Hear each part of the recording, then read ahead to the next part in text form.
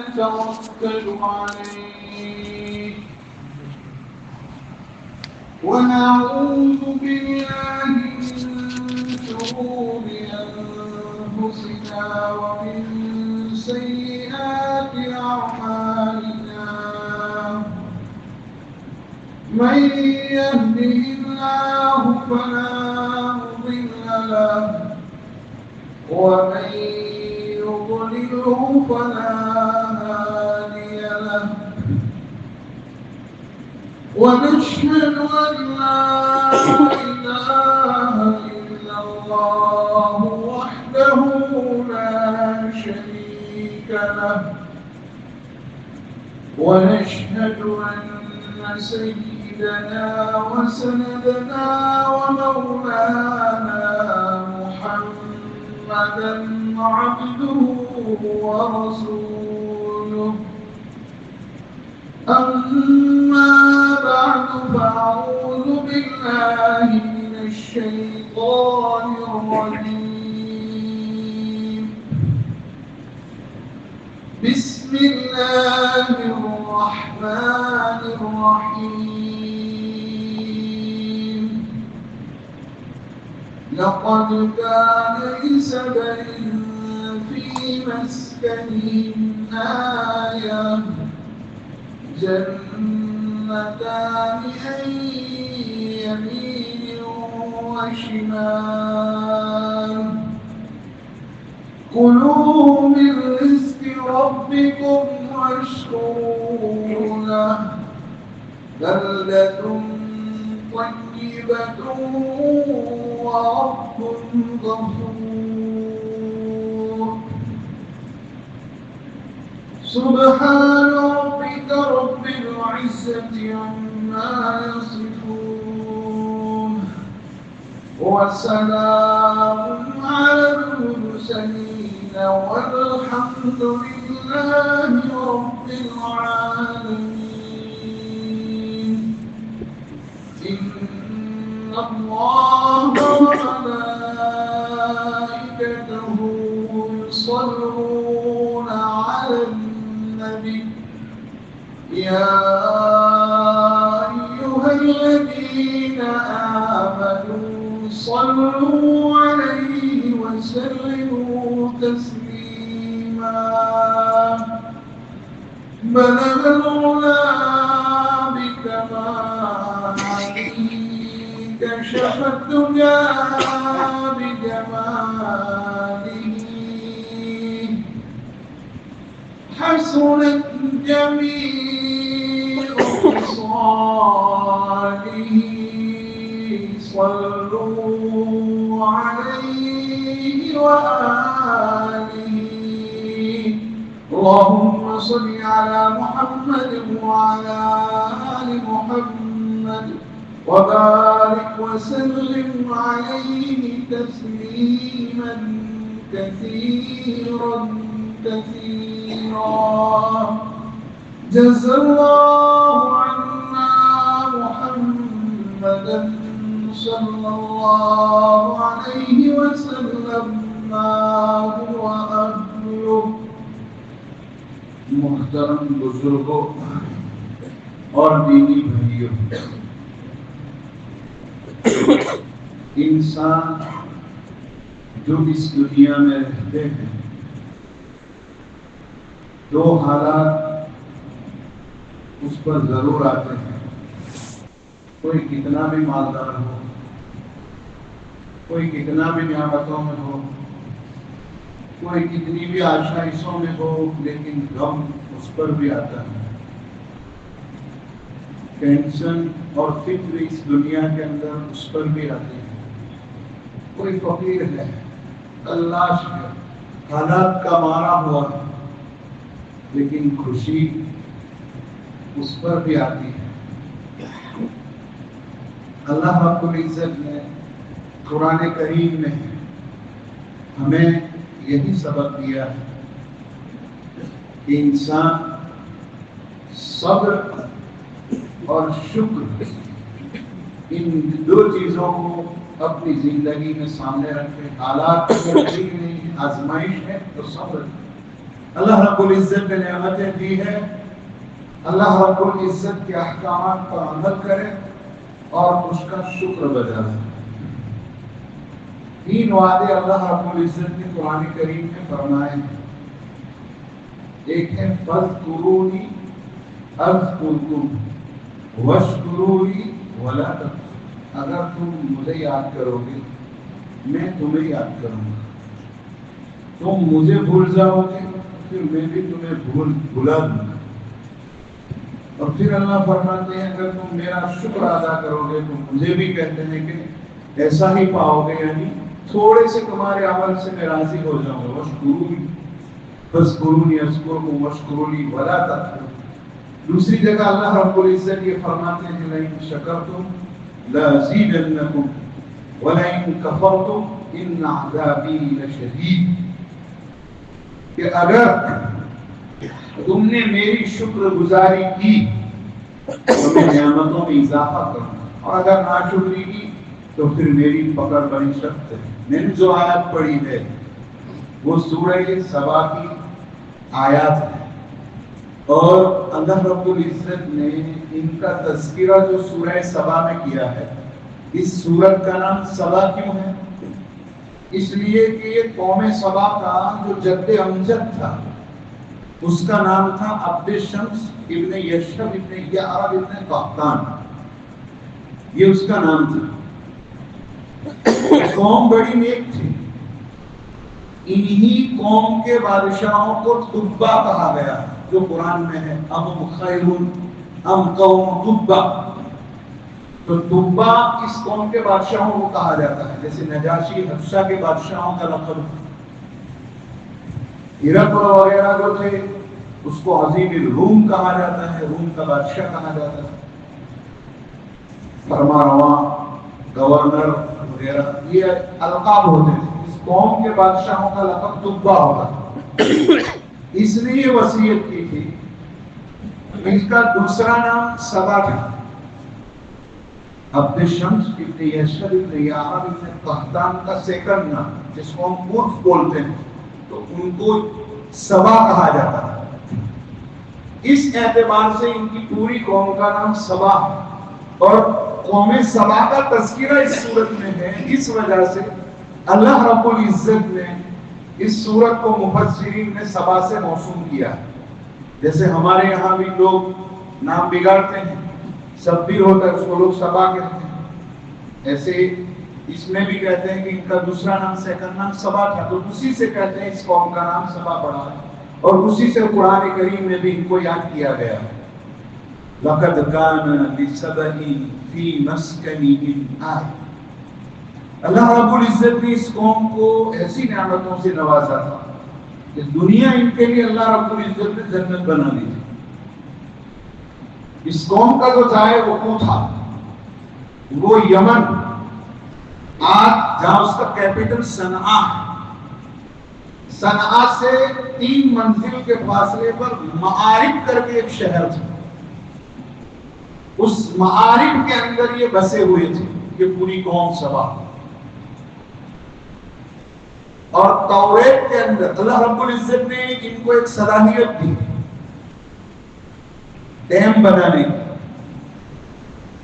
دنیا اس سے واقف نہیں تھی، لیکن قرآن صدیوں پہلے اس ڈیم کا تذکرہ کر رہا ہے۔ یہ قوم کا جو جائے وقوع تھا، جو پہاڑ سے بڑے بڑے اور جو وادی تھی اس وادی میں یہ رہتے تھے، اور اس وادی کے دونوں طرف باغات تھے، جنتان عن یمین و شمال، دونوں طرف اللہ رب العزت نے قدرتی باغات دیے، اور باغات میں قسم قسم کے پھل فروٹ، ہر پھل فروٹ کا مزہ الگ تھا، اور اس پھل فروٹ کو توڑنے کے لیے ان کو ہاتھ بھی اونچے نہیں کرنے پڑتے تھے، ان کو زمین پر بھی جھکنا نہیں پڑتا تھا، ٹوکڑا لے کر سر پر نکلتے تھے، ٹوکڑا قدرتی طور پر پھلوں سے بھر جاتا تھا۔ اس قدر پھلوں سے لبریز اللہ رب العزت نے باغات ان کو دیے تھے۔ اللہ رب العزت آگے اسی قرآن کریم میں بہت ساری نعمتیں ہیں، میں بتاتا ہوں کہ اللہ رب العزت نے ان کو کیسے نوازا۔ اللہ اس شہر کو بلدۃ طیبہ کہا ہے، کلوا من رزق ربکم واشکروا لہ. اللہ حکم کس کا دے رہا ہے کہ اللہ نے جو تمہیں یہ رزق دیا ہے، یہ نعمتیں دی ہیں، اس کو کھاؤ اور اللہ رب العزت کا شکر ادا کرو. پھر اللہ آگے کہہ رہے ہیں بلدۃ طیبۃ ورب غفور. شہر بڑا پیارا، شہر بڑا پاکیزہ ہے اور بخشنے والا رب ہے. یہ بخشنے والا رب کیوں کہا گیا؟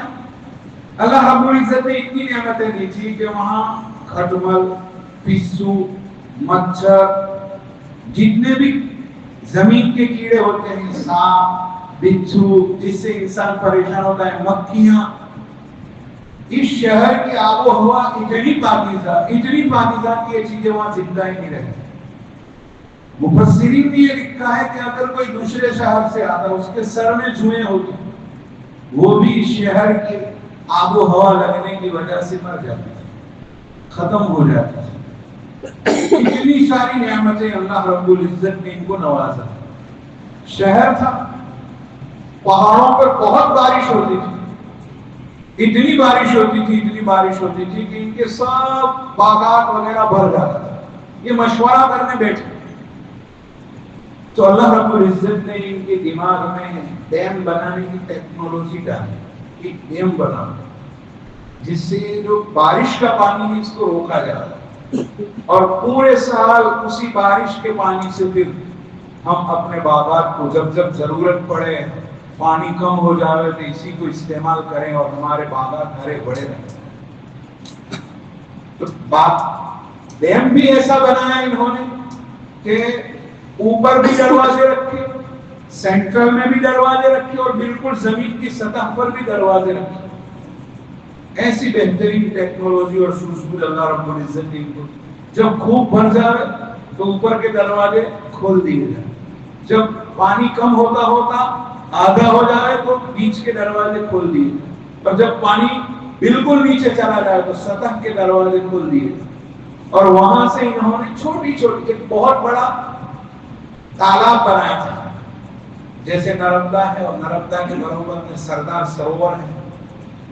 تو نرمدا کا پانی سردار سروور میں جاتا اور وہاں سے کچھ بڑی نہریں ہیں ڈسٹریبیوٹ کرتی ہے اس پانی کو، وہ دور تک کچھ اور راجستھان تک جاتی ہے. ایسے ہی انہوں نے بھی ایک بہت بڑا تالاب بنایا تھا اور اس تالاب میں سے کہتے ہیں چھوٹی نہریں نکالی. ان کے دور سے دور جو باغات تھے وہاں تک پانی کا سہولت پہنچ جاتا.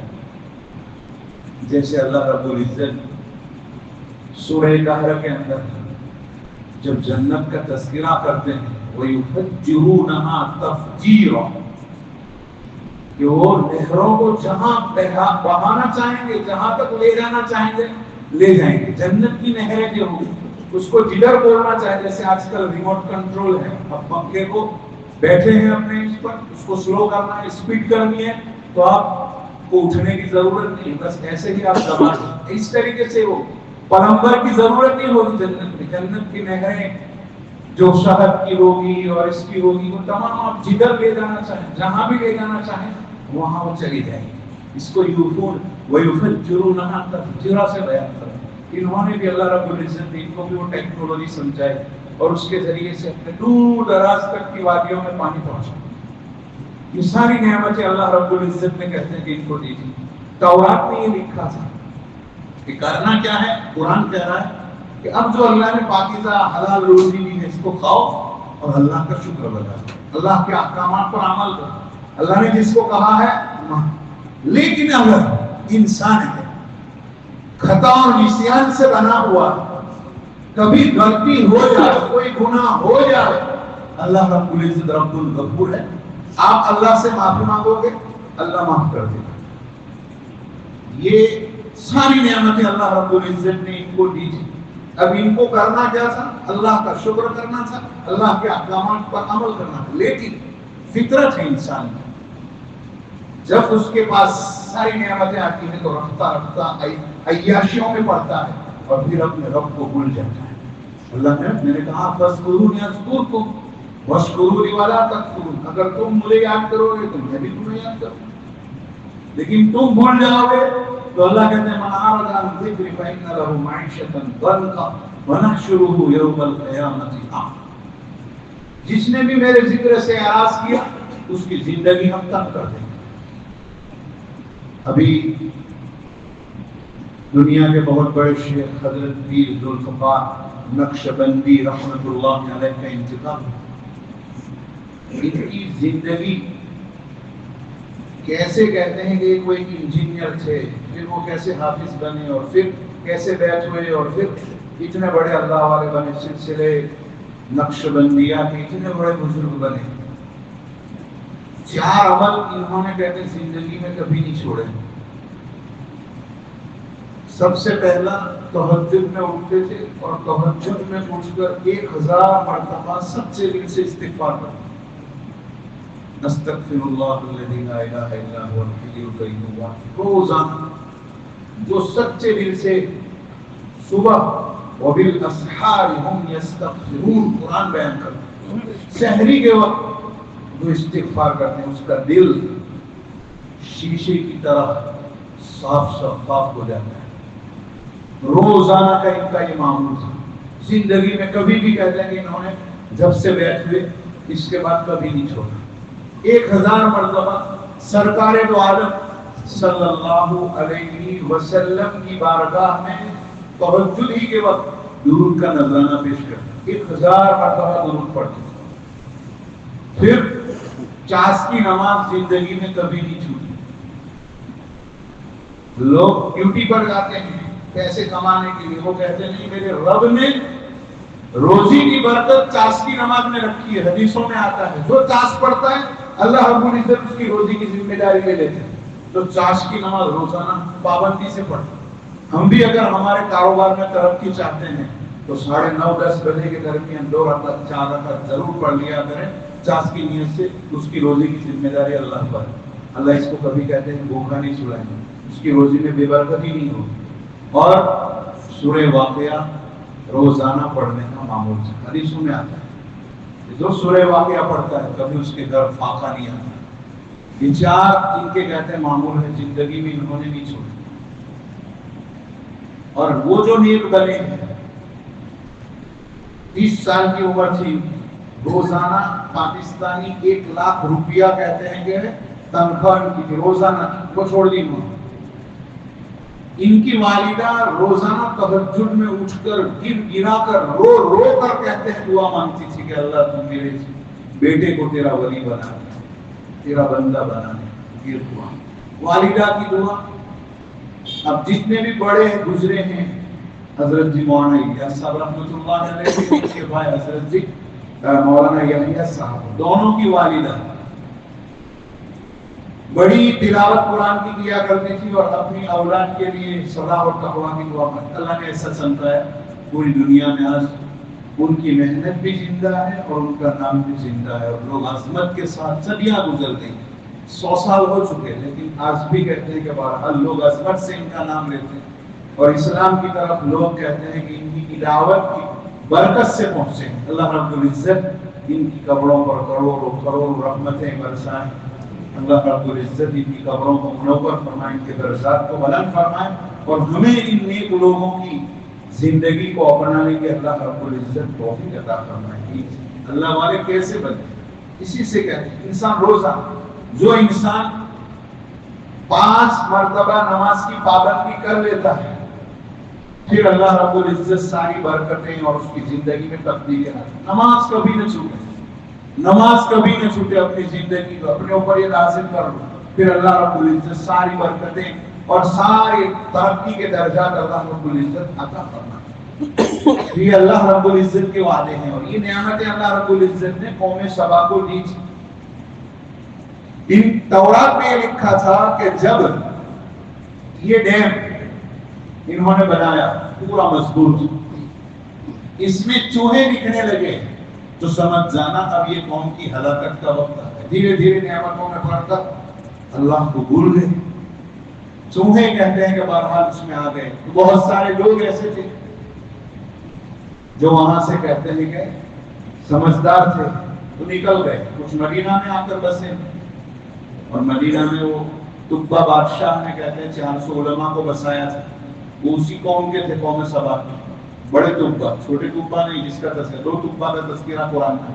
انہوں نے 400 کے عالموں کو بسنے کی اجازت دی. انہوں نے جب دیکھا کہ یہ تو نبی آخر الزمان کا ہجرت گاہ ہے، یہیں آئیں گے، تو کہتے ہیں یہی بس جاتے ہیں شہر میں اس نبی کی، کیونکہ ان کے جو 7 جد امجد تھے انہوں نے وصیت کی تھی اپنے مال کی، کیونکہ 10 بیٹے تھے اور 10 بیٹوں میں سے 6 بیٹے یمن میں کہتے ہیں کہ آباد ہوئے اور 4 شام میں آباد ہوئے. آج بھی کہتے ہیں یہ 10 خاندان کے لوگ کہتے ہیں قبیلے بن گئے بڑے بڑے اور آج بھی آباد. جیسے کندی لوگ آج بھی کہتے ہیں یمن میں موجود ہیں. ایسے یہ 10 بیٹے تھے سبا کے، وہ 10. اس نے وصیت کی تھی کہ نبی آخر الزمان آنے والے ہیں، کہ میری قوم اگر تم ان کا زمانہ پاؤ تو ان پر ایمان لے آنا اور دل و جان سے ان کی نصرت کرنا. یہ وصیت کہتے کی تھی. اس لیے تبا بادشاہ نے بھی جب یہ علماء نے کہا تو ایک مکان بنایا جناب نبی کریم صلی اللہ علیہ وسلم کے، اور وہ خط بھی لکھا حضور صلی اللہ علیہ وسلم کے نام. اور ان عالموں میں سے کہتے ہیں کہ ایک کو دیا اور کہا کہ یہ خط ہے، اگر آپ کی زندگی میں آ جائے تو آپ دے دینا، اور اگر آپ مر جانا تو آپ اپنے اولاد کو وصیت کر دے جائیں. جب حضور صلی اللہ علیہ وسلم ہجرت کر کے مدینہ گئے، ابو ایوب انصاری کے گھر میں جو ٹھہرے ہیں وہ خود یہ بادشاہ کا حضور کو دیا ہوا گھر تھا، اور اسی میں انہی کے اولاد میں سے تھے حضرت ابو ایوب انصاری جو آپ صلی اللہ علیہ وسلم کے ننیحال میں سے ہوتے تھے اور وہیں آپ ٹھہرے تھے. وہ تبا بادشاہ نے کہتے ہیں کہ یہ لکھا، اور یہ سبا نام کے جو ان کے جد امجد تھے انہوں نے وصیت کی تھی. بڑی نیک قوم تھی اور مدینہ میں بھی آ کر بسے اور پھر یہ یمن میں بھی بسے ہیں اور یہ شام میں بھی رہے. لیکن ان کے جو لوگ تھے برے اور بھی سمجھے، انہوں نے کہتے ہیں کہ جب اللہ کا عذاب آتا ہے تو انسان کی عقل ماری جاتی ہے، مت ماری جاتی ہے. ہمارے یہاں بھی یہ مشہور ہے، کہا جاتا ہے. انہوں نے دیکھا کہ اب چوہے پڑے تو انہوں نے باہر بلیاں چھوڑی. اللہ رب العزت آباد کیسے کرتے ہیں، اور جب آباد کرتے ہیں یہ اللہ کی سنت ہے، لیکن ساری نعمتیں دے کر جب برباد کرنا چاہتے ہیں تو اللہ پھر کس کو لائے؟ معمولی سے چوہے. اللہ بتانا چاہتے ہیں کہ چوہا کیا کر سکتا ہے، لیکن انہی چوہوں نے پورے ڈیم کو اندر سے مٹی اور لکڑیاں کھا کر کھوکھلا کر دیا. جب بارش آئی تو پھر پانی کا بہاؤ اور پانی کا بوجھ ایسا تھا کہ ڈیم ٹک نہ سکا اور ٹوٹ گیا، اور ان کے باغات، ان کے مکانات سب ختم. اور وہاں کیا ہوگا؟ قرآن کہتا ہے فارسلنا علیہم سیل العرم وبدلناہم بجنتین جنتین ذواتی اکل خمط واثل وشیء من سدر. کڑوے درخت، کانٹے دار درخت اور کڑوے اور کانٹے دار پھل اگ نکلے. وشیء من سدر، قریب پیڑ وغیرہ. یہ دستور ہے دنیا، اللہ کی سنت ہے. جہاں بستیوں میں اللہ کا عذاب آتا ہے پھر وہ بستیاں دوبارہ آباد نہیں ہوتی. آپ دیکھیں 2001 میں جو زلزلہ آیا تھا بس بھوج کے اندر، وہاں جو بستیاں تھیں جہاں کہتے ہیں زلزلہ آیا، وہاں سے الگ جگہ پر کالونیاں بنا کر ان کو بسایا گیا، لیکن وہ جو پرانی بستیاں تھیں اب دوبارہ آباد نہیں ہوئی. ایسے یہ معارف شہر بھی دوبارہ جب کہتے ہیں قوم سبا وہاں ہلاک ہوئی تو پھر دوبارہ وہاں نہیں آباد، اس سے دور ہٹ کے لوگ کالونیاں بناتے ہیں، پورا شہر بس جاتا ہے الگ سے اسی کے نام سے، لیکن وہ آباد نہیں ہوتی. اللہ رب العزت جب کہتے ہیں کہ برباد کرنا چاہتے ہیں تو معمولی سے چوہوں کو چھوڑتا ہے اور پھر ان کے ذریعے سے ان کی ہلاکت آتی ہے. اس طریقے سے کہتے ہیں یہ قوم ختم ہو گئی. یہ قوم سبا جس سورت کے اندر کہتے ہیں سورہ سبا کے اندر تذکرہ ہے، حضرت سلیمان علیہ السلام کا بھی تذکرہ آتا ہے. فلما قضينا عليه الموت ما دلهم على موته إلا دابة الأرض تأكل من سأته فلما خر تبينت الجن أن لو كانوا يعلمون الغيب ما لبثوا في العذاب المهين. یہ لقد كان لسبع کے اوپر کہتے ہیں کہ یہ قوم سبا حضرت بلقیس جو تھی وہ اسی قوم سبا کی تھی، اور حضرت سلیمان نے کہتے ہیں بلقیس سے شادی کی تھی. اللہ رب العزت نے اس صورت میں بھی حضرت سلیمان علیہ السلام کو جو نعمتیں دی تھی اور اللہ رب العزت نے ان کو جو پیغمبری عطا فرمائی تھی اس کا تذکرہ وہاں کیا کہ اللہ رب العزت ان کی وفات تو 1 سال پہلے ہو جاتی ہے، لیکن ایک کام مسجد اقصی جو بنانی تھی وہ حضرت داؤد علیہ السلام نے شروع کی تھی، اور حضرت سلیمان علیہ السلام کے ہاتھوں اس کی تکمیل ہوئی۔ حضرت سلیمان علیہ السلام کا چہرہ تھا وہ بڑا جلالی چہرہ تھا، جنات بھی اگر آپ کے چہرے کی طرف دیکھتے تو جل کر راکھ ہو جاتے تھے، مر جاتے تھے۔ پھر انسان کی کیا حیثیت، سر آنکھیں اٹھا کر حضرت سلیمان علیہ السلام کی طرف دیکھی۔ اللہ رب العزت نے پرندوں پر، ہواؤں پر، سب پر حضرت سلیمان علیہ السلام کو حکومت دی۔ رب هب لي ملكا لا ينبغي لأحد من بعدي إنك أنت الوهاب۔ یہ حضرت سلیمان علیہ السلام کی دعا بھی اللہ رب العزت نے ذکر فرمائی۔ تو حضرت سلیمان علیہ السلام کی جب موت آنی تھی تو پیغمبروں کو اللہ رب العزت اختیار دیتا ہے۔ ملک الموت سے کہا جاتا ہے جب بھی میرے ایسے مخصوص بندوں کے پاس آپ جاؤ، پیغمبروں کے پاس سے ان کو پوچھنا دنیا میں رہنا ہے کہ پھر اللہ کے پاس جانا ہے، اختیار دیا جاتا ہے۔ تو حضرت سلیمان علیہ السلام نے ملک الموت سے کہہ رہا تھا کہ میری جب وفات کا وقت ہو تو مجھے پہلے سے ذرا انفارم کر دینا، بتلا دیجیے۔ تو مسجد کہتے ہیں تیار ہو گئی، لیکن چھوٹے چھوٹے کام فنیشنگ وغیرہ کے باقی تھے۔ حضرت سلیمان علیہ السلام نے جب دیکھا کہ مسجد نماز کے قابل ہو گئی ہے تو بہت بڑی دعوت رکھی، 12,000 گائیں ذبح کی، 20,000 بکریاں ذبح کی اور لوگوں کو کھلائی۔ حضرت سلیمان علیہ السلام نے دعا کی، اے اللہ تو نے مجھ سے اس مسجد کے بنانے کا کام لیا ہے، اللہ تو اس کو قبول بھی فرما۔ جب اللہ رب العزت کوئی کام لے تو اللہ رب العزت ہی سے قبولیت مانگنی چاہیے۔ حضرت ابراہیم علیہ السلام، حضرت اسماعیل علیہ السلام نے جب اللہ کا گھر، پہلی مسجد مسجد الحرام بنائی دنیا کے اندر، تو پھر وہاں بھی دعا کی ربنا تقبل منا انک انت السمیع العلیم۔ منتیں کر رہے ہیں اللہ رب العزت سے، کہ اللہ یہ کام تو نے لیا ہے ہم سے لیکن تو قبول فرما۔ ہمیں بھی کہتے ہیں یہ سبق ہے انبیاء کی ان دعاؤں سے کہ اللہ رب العزت جب ہمیں کوئی نعمتیں دے، ہم سے دین کا کوئی کام لے تو پھر اس سے منتیں کرنی چاہیے۔ لوگوں کو کہتے نہیں منتیں، اتنی مسجدیں میں نے بنائی ہیں، یہ بنائی، اللہ سے کہتے منتیں کرنی چاہیے کہ اللہ تو قبول فرما، میرے لیے نجات کا ذریعہ بنانا کہ تو نے مجھ سے یہ کام لیا۔ پھر حضرت سلیمان علیہ السلام نے دعا مانگی، اے اللہ اس مسجد کے اندر جو بھی آوے اگر وہ فقیر ہے مالداری کی دعا مانگے مسجد میں نے، اللہ رب العزت اس کی یہ دعا قبول فرما لینا، اس کو مالدار بنا دینا۔ کوئی خوف لے کر آوے اور میری اس مسجد کے اندر امن مانگے، اللہ اس کے خوف کو ختم فرما کر اس کو امن دے دے۔ جناب نبی کریم صلی اللہ علیہ وسلم کی حدیث ہے کہ اگر کوئی آدمی اس مسجد کے اندر خالص نماز پڑھنے کی نیت سے جاوے، سفر کرے، اللہ رب العزت نماز پوری ہونے سے پہلے اس کی بخشش فرما دیتے ہیں، مغفرت فرما دیتے ہیں۔ اللہ رب العزت اس مسجد کو آباد رکھے، یہودیوں کے قبضے سے آزاد فرمائے، اور ہمیں اللہ وہاں لے جاوے، پہنچاوے، اور وہاں ہمیں 2 رکعت نماز پڑھنے کی اللہ رب العزت توفیق ارزانی کرے، توفیق عطا فرمائے۔ ہمیں مانگنی چاہیے تاکہ حضرت سلیمان کی بھی تو یہ دعائیں ہیں اور جناب نبی کریم صلی اللہ علیہ وسلم کی احادیث اور فضیلت اس مسجد کے بارے میں ہے وہ ہمیں ملے۔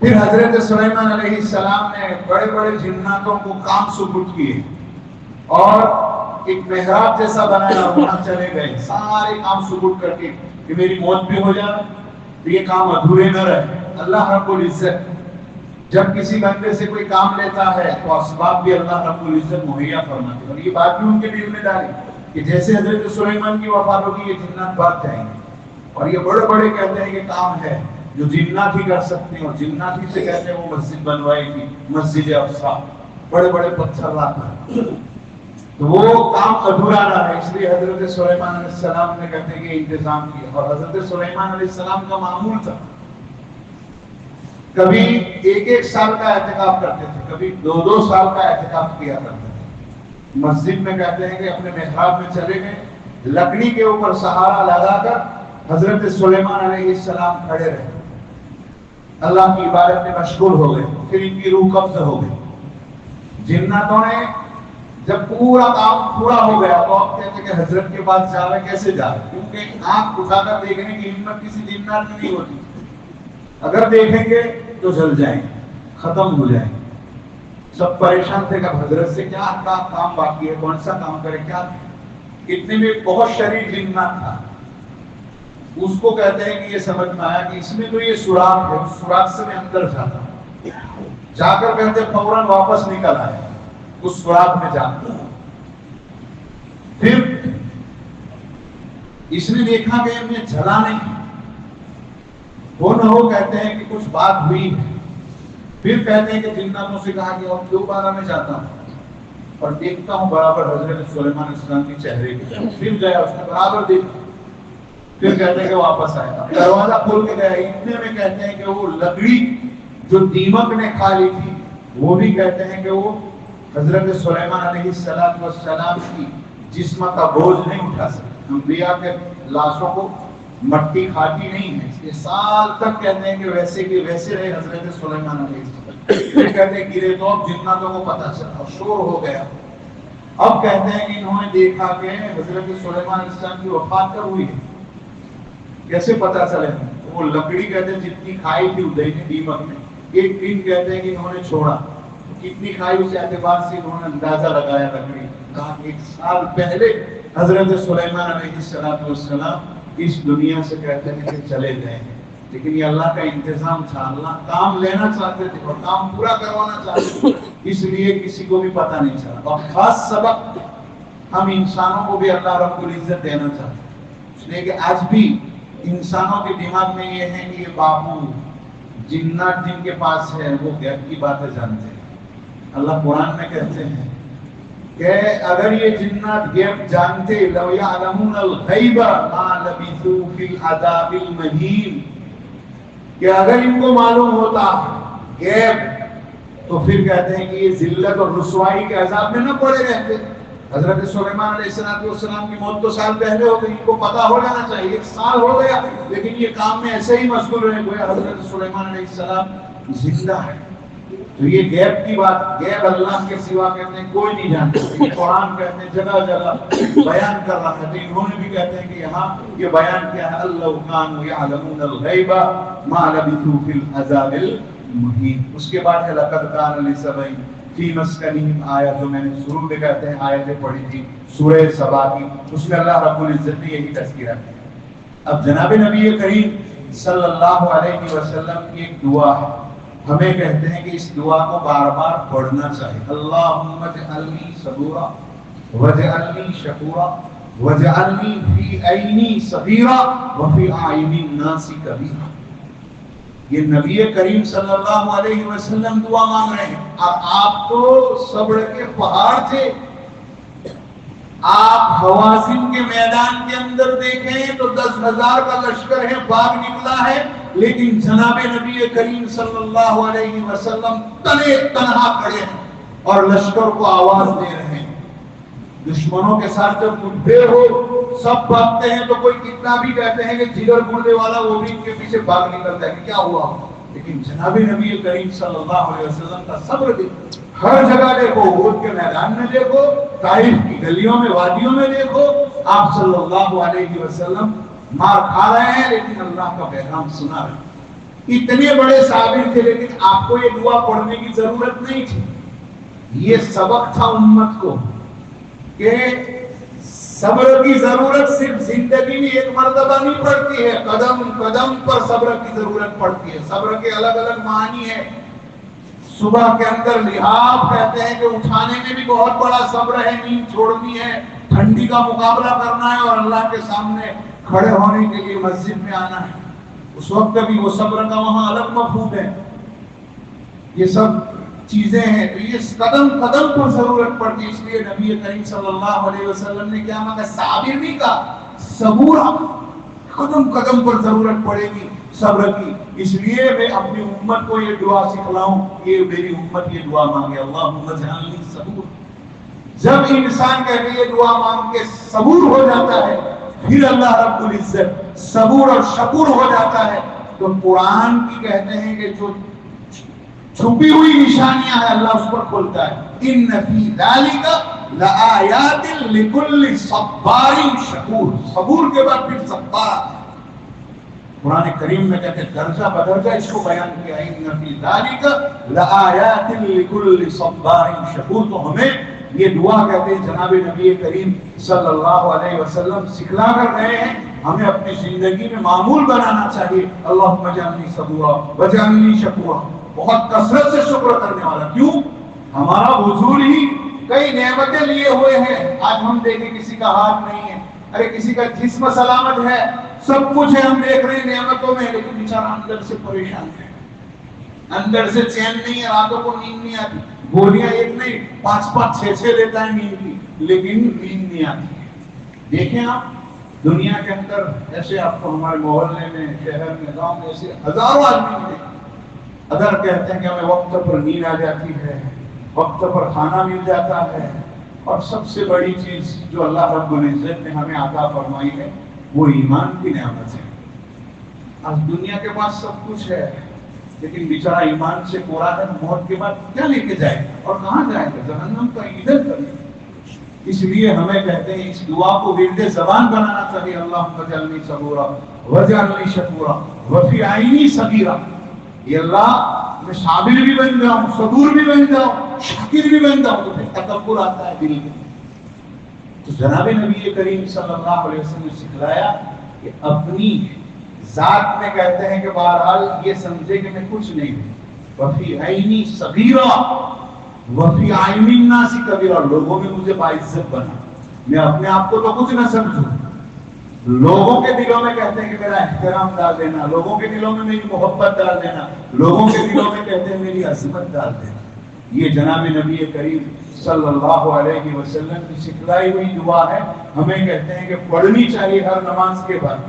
اور آگے میں نے سکھلایا تھا آپ کو کہ ایک دعا ہے، صبح کے اندر 3 مرتبہ پڑھیں، شام میں 3 مرتبہ پڑھیں، تو وہ بندہ اللہ رب العزت اس کو شاکر لکھ دیتے ہیں۔ اللہم ما اصبح بی من نعمت او باحد من خلقک فمنک وحدک لا شریک لک فلک الحمد ولک الشکر۔ یہ 3 مرتبہ صبح میں پڑھنی ہے، اور شام کو اللہم ما امسا بی من نعمت او باحد من خلقک فمنک وحدک لا شریک لک فلک الحمد ولک الشکر۔ یہ شام جب ہو جاوے اس وقت کہتے ہیں 3 مرتبہ پڑھنی ہے، تو اللہ کہتے ہیں کہ اس کو شاکر لکھتے ہیں۔ اس سے بڑا کوئی شکر گزار ہی نہیں۔ 3 مرتبہ صبح میں، 3 مرتبہ ساری نعمتیں جو اللہ رب العزت ہم پر کر رہا ہے اس کا شکریہ ادا ہو جاتا ہے۔ اللہ رب العزت مجھے بھی عمل کی توفیق عطا فرمائے، ہم کو آمین۔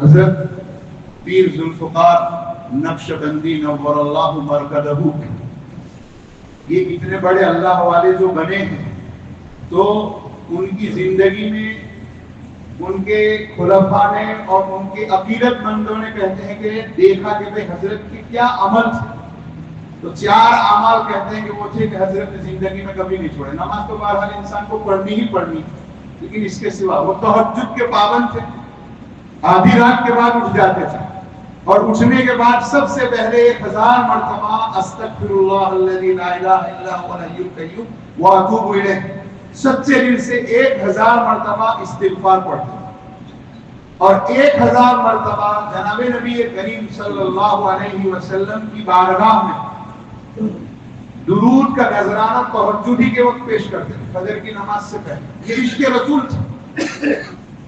جو انسان 1000 مرتبہ روزانہ درود شریف پڑھے اس کی ساری مشکلیں اللہ حل فرما دے، اس کے لیے مشکل کوئی مشکل رہتی نہیں۔ آپ حضرت پیر ذوالفقار کی 72 سالہ زندگی دیکھیں، اللہ رب العزت نے بے تحاشا نوازا، انہوں نے قربانی بھی ایسی کی، روزانہ 1 لاکھ روپے کی پاکستانی روپے کی تنخواہ تھی امریکہ کے اندر۔ امریکہ کی سٹیزنشپ بھی انہوں نے نہیں لی۔ کیوں نہیں لی؟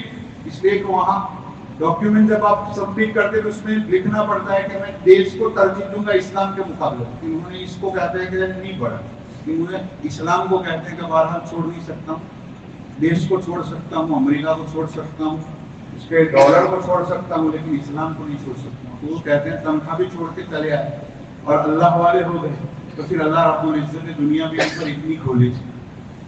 دنیا کھولنے کی وجہ کہتے ہیں کہ وہ یہ تھی کہ لوگ 10 بجے 9:30 بجے آفس جاتے. کیوں جاتے؟ کہ دنیا کمانے کے. وہ کہتے ہیں کہ میرے رب نے اور جناب نبی کریم صلی اللہ علیہ وسلم نے روزی کی برکت اور روزی کی ذمہ داری چاس کی نماز میں رکھی ہے. وہ روزانہ کہتے ہیں کہ چاس کی نماز مرتے دم تک نہیں چھوڑتی. روزی کی برکت اسی میں. اور مغرب کے بعد یا عشاء کے بعد سورہ واقعہ پڑھنا انہوں نے کبھی نہیں چھوڑا. اس لیے اس گھر میں کبھی فاقہ نہیں ہوتا ہے جس گھر میں سورہ واقعہ پڑھی جاتی ہے. یہ 4 کہتے ہیں کہ عمل سے ہمیں بھی اپنی زندگی کے اندر کہتے لانے چاہیے. اللہ ہمیں بھی کہتے عمل کی توفیق عطا فرمائے. وآخر دعوانا